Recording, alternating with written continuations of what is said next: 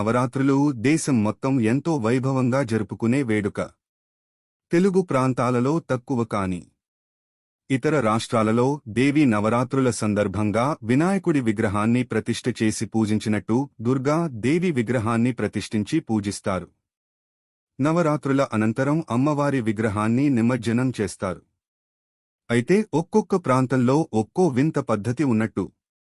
నవరాత్రుల కోసం తయారయ్యే దుర్గమ్మ విగ్రహాల విషయంలో పశ్చిమ బెంగాల్లో వింత పద్ధతి ఉంది. అదే వేశ్యల ఇంటి ముందు ఉన్న మట్టితో దుర్గమ్మ విగ్రహం తయారు చేయడం. వేశ్య అంటేనే అందరూ ముఖం అదోలా పెడతారు. అలాంటి వేశ్య ఇంటి ముందు ఉన్న మట్టిని సేకరించి మరీ దుర్గమ్మ విగ్రహం తయారు చేయడం వెనుక ఓ కారణాల తెలుసుకుంటే ఎక్కడ ఉంది ఈ ఆచారం? ఏంటి? పశ్చిమ బెంగాల్లోని పశ్చిమ బడిందర్లోని కుమాటి అనే ప్రదేశం ఉంది. దేవీ విగ్రహాలను తయారు చేయడంలో ప్రసిద్ధి చెందింది. ఈ ఆచారం 19 నుంచి 20 వరకు శతాబ్దాల మధ్య పుట్టినది కావచ్చని అంటున్నారు. దీనికి సరైన ఆధారాలు ఎక్కడా లేవని కూడా అంటున్నారు. అయితే ప్రస్తుతం జరుగుతున్న సామాజిక అభివృద్ధి, పట్టణీకరణ కారణంగా ఈ ఆచారం కూడా కాస్త తక్కువే ఉందని అంటున్నారు. వేశ్యల ఇంటి ముందు మట్టి ఎందుకు? సాంప్రదాయంగా పూజారులు లేదా కూమాటి కుటుంబాలలో పెద్ద వేశ్య ఇంటి వద్దకు వెళ్లి ఆ వేశ్య ఇంటి ముందు మట్టిని తీసుకుంటానని అనుమతి అడుగుతారట.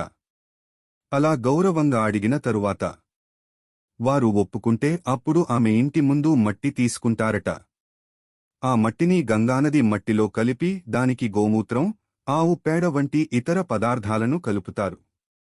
ఇలా కలిపిన తర్వాత దుర్గా దేవి విగ్రహాన్ని తయారు చేస్తారట. ఇలా ఎందుకు చేస్తారు?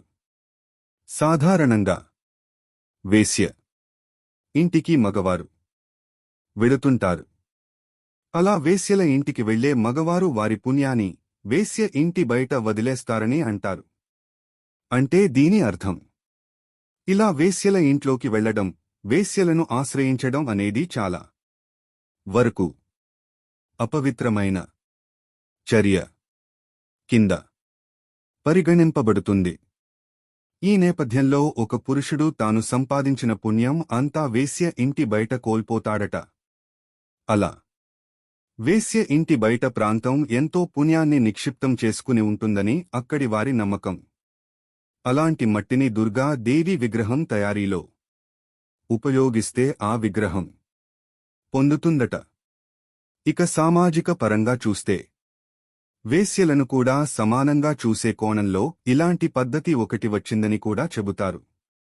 ఏది ఏమైనా దేవతలు, పండుగల విషయంలో ఇలాంటి వింత సంప్రదాయాలు, పద్ధతులు చాలా ఆశ్చర్యంగా అనిపించినా స్థానిక కారణాలు మాత్రం తగిన విధంగా ఉంటాయి.